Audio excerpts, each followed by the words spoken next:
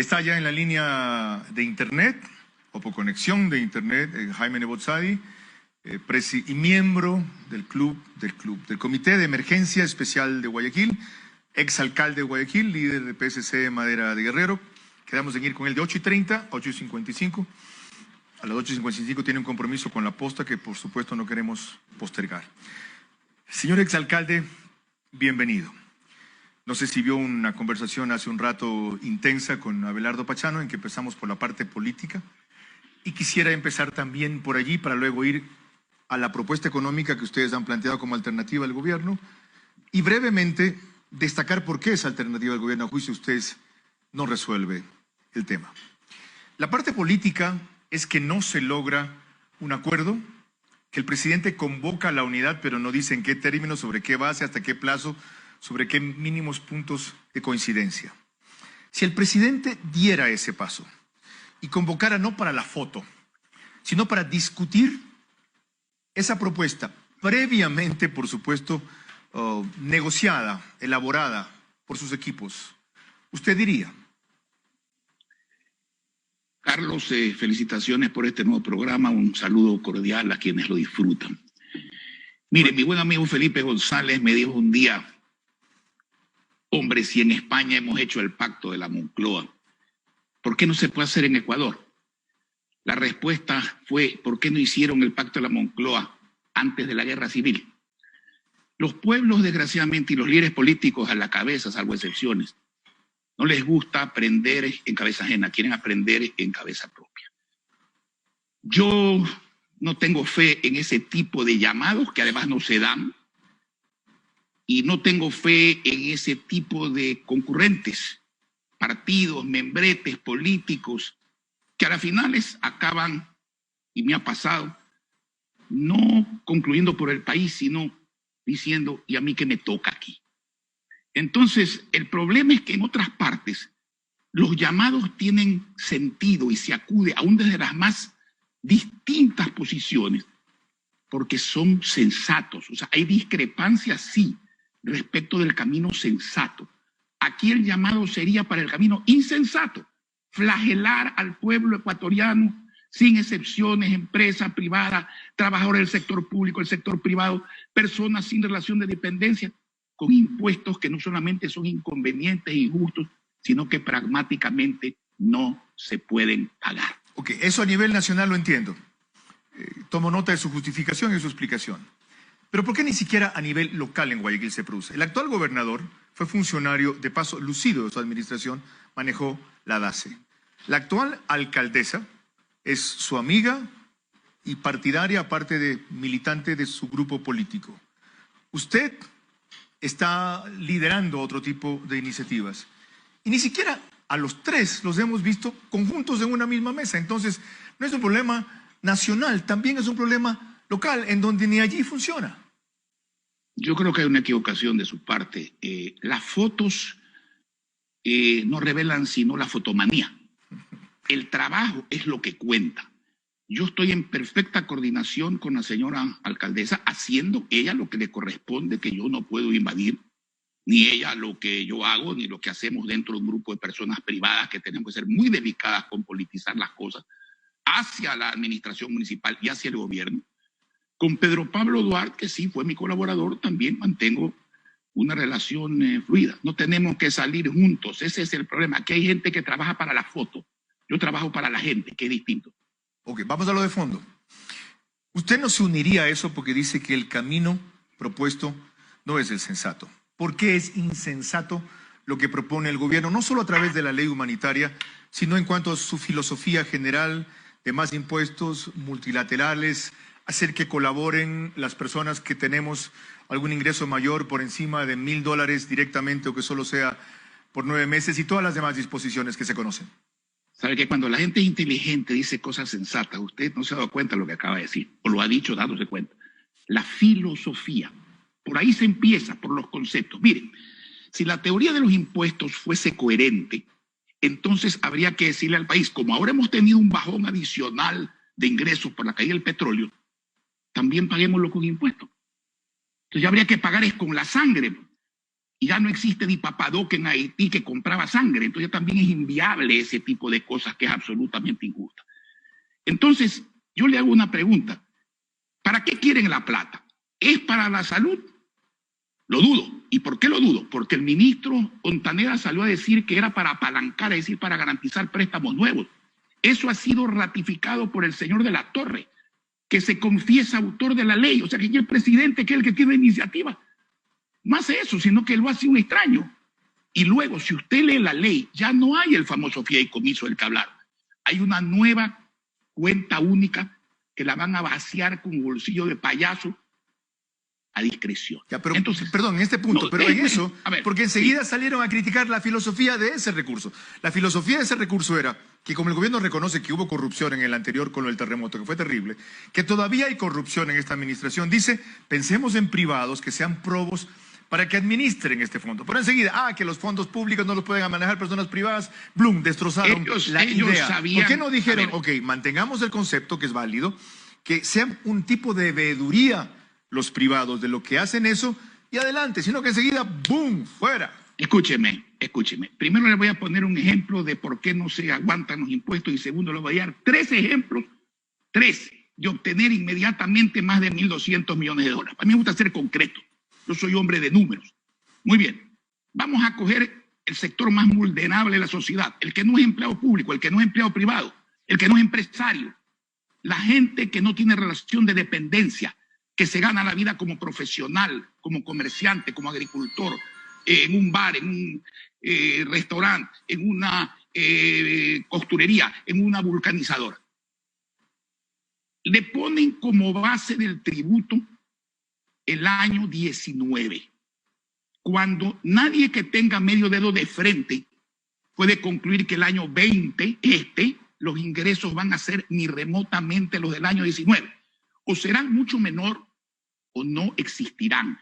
Entonces, no solamente que hicieron la mañosería en diciembre del año pasado de poner una ley tributaria que debía ser vigente el 20 y pagable el 21, y han hecho que se pague el 20, hay una carga que nadie se acuerda de eso, hasta que les toque pagar, ahí se van a acordar.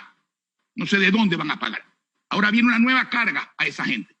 El porcentaje que le pongan con base al 19, si usted gana la mitad, el porcentaje va a ser el doble en la afectación a su tributo. Y si usted ya no tiene clientes, ya no vende, ¿qué es lo que pasa? Ya no cobra. Usted va a pagar impuestos sobre la Aparte de que resultaría de alguna manera retroactivo, bueno, y como esto es otra forma de impuestos, los impuestos no pueden ser retroactivos. Eso no solo es una perversidad, eso es una estupidez. Perdónenme que le diga las cosas como son. Aquí hablamos grueso, no se preocupe. Pero usted quedó en decirme de dónde saldrían inmediatamente 1.200 millones de dólares. En la tormenta no hay que acelerarse, hay que calmarse. Por eso es el problema. Primero se piensa y después se dice. Hay que orientar las velas, no cambiar el viento. Exactamente, porque se vira la barca, digamos que... Sí, señor. Bueno, usted se ve que es marino también, me alegra. Navego a veces. Bueno, muy bien. Mire, entonces, esa filosofía no cuenta. El mundo entero ha girado. ¿Qué hace el resto de países? Porque esto no es una genialidad, una novedad, no. El resto del país se dice menos impuestos, menos intereses, más plata en el mercado, facilidades para el consumo, para que se mueva la economía, facilidades para la producción, crecimiento, y a través de eso, sin más impuestos, más recaudaciones para el Estado. El Ecuador y Hungría, un matrimonio raro, digamos, van contra el mundo. Nosotros no vamos contra el mundo. Muy bien, 3 fórmulas para obtener plata. Se va a dejar de pagar la deuda externa. Y me voy a referir no al capítulo multilateral ni al capítulo bilateral de gobierno a gobierno, porque eso tiene otro tratamiento. Refirámonos a los bonos. 18.000 millones de dólares de capital que se van a dejar de pagar con un interés promedio del 9% que se va a dejar de pagar por año. Ahí tiene usted 1.620 millones de dólares en billetes, porque los deja de pagar. Muy bien. ¿Para este año o para un periodo de varios? No, para cada año. Para cada año, ok. El 9% de 18.000 millones por año son 1.620 millones de dólares por año. Entonces salió más de lo que proyectaba, 1.620 para este año, bueno, siga. Le dije 3, vamos con la segunda, ¿ya? ¿no es cierto? Muy bien. Si usted tiene 10 empleados y uno no es eficiente y necesario, ¿A usted le parece justo bajarle el sueldo a los 9 eficientes y necesarios para pagar al pipón? A mí no me parece justo. Lo lógico es mantenga el sueldo al que trabaja y dígale hasta luego al pipón. Y no se trata de irrespetar a la burocracia real, constante, que está bajo la ley civil de carrera administrativa o que está bajo contrato. No. A todos estos que han llegado al final, a los amigos de los gobiernos, tome usted, los que tienen un contrato que se vence en mayo, en junio, en julio, usted simplemente no hace la renovación, no está despidiendo a nadie porque el término del contrato ha vencido. ¿Cuánto no generaría eso? ¿Tiene una estimación? Ya, sí tengo exacto, no la estimación. ¿Un exacto? Yo estimo a las personas, los números no se estiman, se calculan. Su cálculo, entonces, ok. Muy bien, no mi cálculo, de las matemáticas. Le recuerdo el dato de hace 2 años. Eran 38,000 los que estaban en esa posibilidad. Vamos, y cuando el presidente... Pues un ratito también, esta es mi entrevista, no su programa. ¿Ya? Sí, cuando el presidente pudo haber hecho eso, ¿sabe lo que dijo al final del año? Dijo, qué pena. Lo que vamos a hacer es, en vez de los $2,300 mensuales, que era más o menos el promedio de contratos, le vamos a pagar 1,100. Y los mantuvo. Eso le hubiera liberado al gobierno más o menos 800 millones de dólares a 900 millones de dólares en el año. Es decir, casi el 10% de la nómina que en esa época estaba por 9,000 millones de dólares. ¿Su cálculo de este recurso ahora es mayor? Bueno, usted me pregunta a mí lo que debe preguntarle al presidente. Entonces yo le voy a responder lo que me ha preguntado a mí. Ahí hay respeto a la burocracia. Esto es muy importante. Hay justicia. No hay indemnización. Cuando usted termina un contrato por vencimiento del plazo, no hay indemnización, no hay gasto adicional. Tome 10,000 empleados. Vamos a hacer un análisis simplemente. 10,000 empleados. Que con toda la carga social ganen $1,500 al mes. Y ganan bastante más en el sector público, ese tipo de empleados. Multiplique eso, son 15 millones mensuales. Por 12 son 180 millones al año. Quiere hacerlo por 20,000, son 360 millones al año, permanentes de ahorro, permanentes. Eso significa que usted puede con ese dinero, caucionándolo, apalancar mucho más de 1,200 millones de dólares.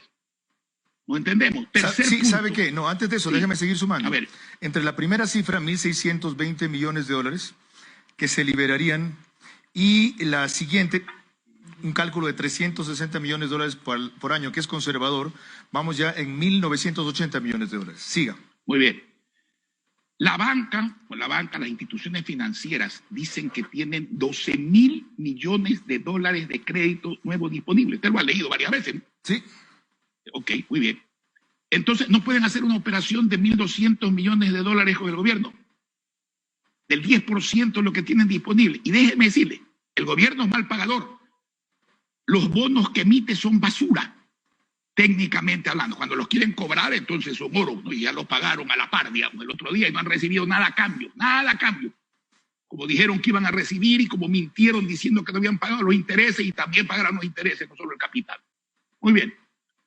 Emita el gobierno algo que sí vale: certificados de crédito tributario de uso ilimitado. Es decir, que el que los adquiere puede pagar al vencimiento de esa obligación cualquier cosa con el gobierno, cualquier cosa con el SRI, cualquier cosa puede pagar. Eso es billete. Entonces, muy bien, emítalos a 6 años plazo. A 6 años plazo. Con eso la banca está segura.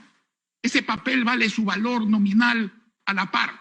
Incluso se puede descontar porque tendrá que tener intereses dependiendo del monto y del plazo. Y eso se hace billete. Okay. Le tengo una mala noticia. Tengo una mala noticia. ¿Usted conoce a Abelardo Pachano? Sí, claro. Ya, fíjese, sin haber hablado con usted, yo le hice el mismo planteamiento hace un rato. ¿Y qué hubo de estos 2,000 millones de dólares que tenía la banca para este año en crédito? Me dijo, primero, Carlos, esa fue una oferta o una propuesta o una idea antes de la crisis. Segundo, ¿cómo fue la palabra que usó Yolanda? A ver si me acuerdas. La banca no va a prestar más de eso. Algo así dijo, ¿verdad? ¿No estoy mal? No estás mal. Ya. Este fue más o menos el sentido de lo que dijo Abelardo Pachano, no el fraseo. ¿Ya? Él viene de una experiencia financiera en el sector público que usted conoce. De paso fue banquero en el banco de Produbanco y le pregunté si tenía bonos. si era tenedor de bonos y me dijo que ni antes ni ahora. Esa es la mala noticia. A ver, a ellos no les gusta la tesis de la voluntariedad, ¿no es cierto? A mucha gente, lo digo a Abelardo Pachano, a quien respeto no persona. Pero imponen obligaciones. Pero cuando se trata de conversar de otra cosa, entonces cambian de tesis. Yo le hago una pregunta. ¿Fue la banca a través de su máximo representante, que es la asociación, quien varias veces hizo propaganda de los 12.000, no 2.000? Sí, señor. 12. Sí, señor. Ok, fue así, ¿no? Sí. Bien. ¿Usted cree que el coronavirus es un virus que ha atacado las cuentas de la banca? O sea, ¿usted cree que el coronavirus le ha quitado 12.000 millones de dólares de crédito a la banca? ¿O de liquidez a la banca? No le ha quitado. Además, la banca no pondría plata si es necesario. Porque si usted, como banca privada, hace también líquidos esos documentos del gobierno que sí valen porque no tienen límite. El límite es el plazo nada más. Porque usted los puede usar, no como el bono, que si no se lo pagan, tiene otro valor. No, usted puede ir al Estado. Entendido. Ese bono lo aplica a cualquier Ya, cosa. está suficientemente explicado. Muy bien, ahí tiene otros 1.200 millones de dólares. Ya, ¿Cuánto ¿sabe cuánto da la suma aproximadamente? 3.180 millones de dólares en esas tres propuestas que usted acaba de esbozar. No, y si nos demoramos más, le voy a decir qué más hay que hacer. No, abogado, ¿cierto? esa no va a ser la última entrevista que tengamos si es que usted no nos da otras. Ok, entonces ¿Ya? usted la corta, yo no, porque hay No. muchas más propuestas para sacar Yo sé que no se adelante agotan país. ahí. No, yo no la corto. Desde lo ilíquido a lo líquido y lo de fondo. Desde no hacerlo conveniente a hacerlo conveniente de una vez por todas para que esta gente tenga prosperidad y no miseria y pobreza. Porque Porque seguir. Espero que no sea la última vez que podamos conversar. el coronavirus es la corona de las malas administraciones. Este país está quebrado no por el coronavirus, está quebrado por malos administradores públicos con inveteradas fórmulas perversas. En eso coincidimos. La cifra sumaba más o menos 3.180 millones de dólares solo de estas tres. Tengo claro que hay más. Espero que tengamos futuros encuentros así de largos y de intensos para irlos desagregando. Mi pregunta es sobre eso. ¿Cuán inmediato puede ser eso? ¿A qué plazo cree usted que se pueda ejecutar eso? Y para mí inmediato es 30 o 60 días. Oiga, bastante más inmediato si usted usa la relatividad de la palabra de pretender cobrarle en 9 meses, que son 4 meses y medio de promedio, 1.200 millones de dólares, a gente que no puede ni comer, ni cobrar los sueldos, ni vender, ni cobrar. Gobierno, señores del Frente Económico inexistente. Va con usted ahora Yolanda Torres. Les recuerdo que estamos con Jaime Nebot Sadi, exalcalde de Guayaquil, y que él ha empezado diciendo por qué no cree en el tipo de acuerdos políticos que se propone, explicando por qué a su juicio mucho menos puede haber coincidencia en lo que él considera es un camino insensato, y luego esbozando cómo apenas 3 de las propuestas que lidera o plantea pueden generar, calculando bien, no estimando como él dice que es para las personas nomás, cerca de 3.180 millones de dólares. Yolanda Torres lo estaba escuchando con atención y tiene algunas inquietudes para usted, señor exalcalde de Guayaquil. Sí, abogado, Yolanda, muchísimas gracias, un gusto estar con usted. Usted acaba de decir algo que yo he venido ratificando todos estos días. El sentir de la población con respecto al pago de la deuda externa. Hace pocos minutos conversábamos con el economista Pachano y él decía que nosotros debemos obligar nuestras deudas para poder recibir mayores créditos y tener credibilidad ante los multilaterales. Hay un tema, ¿cómo considera usted esto de etiquetar a las naciones? ¿Por qué le pregunto? Al día siguiente de nosotros pagar los bonos 2020, el Fondo Monetario Internacional, el Fondo Mundial, y por esos días el G20 pedía a los países pobres, digamos, no pagar las deudas, atender prioritariamente sus necesidades, sobre todo bajo la crisis sanitaria. El economista me dice, no, lo que pasa es que no estamos catalogados como pobres. ¿Qué opina usted de esto? ¿Somos un país pobre? ¿Tendríamos nosotros la responsabilidad interna de primero favorecer nuestras necesidades antes de cumplir con una deuda externa? Créame que me reconforta oír a personas que como usted piensen bien. Usted debería ser el ministro de Finanzas en vez del economista Martínez. Y además es mujer y ama de casa, con lo cual hay mucha garantía de austeridad y de buen uso de los fondos que ingresan. Miren, hay acreedores y acreedores. Debemos honrar. Sí, hay que honrar. La firma de uno y la deuda hay que pagarla. Nadie dice que no hay que pagarla. ¿Cuándo y cómo? Exacto. En función de las circunstancias económicas y las circunstancias sanitarias, es otra pregunta. Ahí los acreedores se dividen en dos. Unos, y no voy a decir cuáles, aunque sé quiénes son los que quieren cobrar.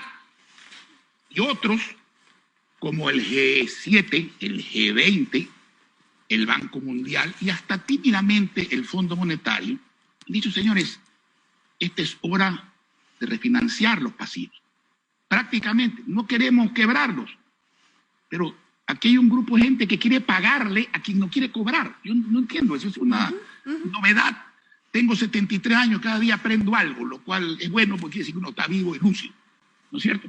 Entonces, aquí, señores, la deuda externa hay que renegociarla, en el plazo extendiéndolo, en los intereses bajándolos, en el capital buscando una quita o al menos pago de obligaciones de capital ascendentes. Si usted empieza pagando poco y va pagando más a medida que se va recuperando la economía. Economía que obviamente hay que recuperar, porque si se recupera la plata, se presta la plata y se malgasta como ahora, la quiebra va a ser definitivamente mayor.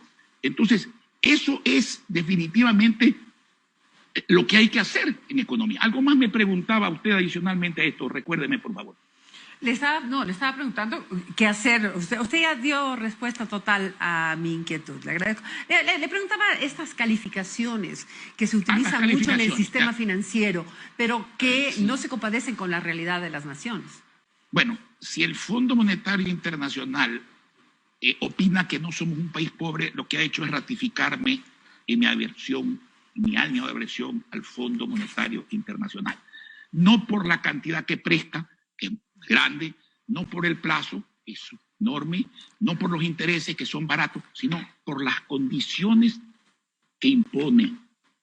Eso no es lo correcto. Y yo quiero decirle algo, dígame un país, quiero saber uno al que el Fondo Monetario Internacional haya sacado de la ruina. Uno, no lo conozco. Tiene esa fórmula, usted es joven, seguramente usted no recuerda el mentolatum, que lo recomendaban para todo y no era bueno para nada. Yo sí me acuerdo. La misma receta para todos los enfermos. Yo sí me acuerdo. Abogado, round 1. Próxima semana, round 2. Bueno, no es una pelea que tengo con usted. No, sí, claro. Voy a noquear, esto lo es, no, esto lo es, pero esto lo es conceptualmente, periodísticamente. Uno u otro gana por puntos algún round, ya veré. De ahí saco lo mejor de usted. ¿Sabe qué ha sido lo bueno de esta emergencia? Para mí que cambió el orden mundial, que la gente se dio cuenta que no se podía seguir haciendo ni administrativa, ni política, ni económica, ni financiera, ni socialmente lo mismo. Ciertamente, pero yo pensaba en mi invitado. El mundo cambia siempre para bien después de grandes tragedias, las guerras mundiales y la epidemia sanitaria. También es verdad, pero yo pensaba cuando le hice esa pregunta en mi invitado. Lo bueno es que lo subió al ring otra vez, ojalá no se baje.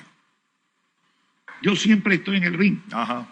Ok, un abrazo. Bueno, buenos días. Jaime Nebot Sadi, exalcalde de Guayaquil y presidente, miembro, él no dice que es presidente, del Comité Especial de Emergencia de Guayaquil. Tiene una cita con la posta y mi compromiso era no retenerlo más, por eso no prosigo, no porque no quiera yo o no pueda él. Muy amable.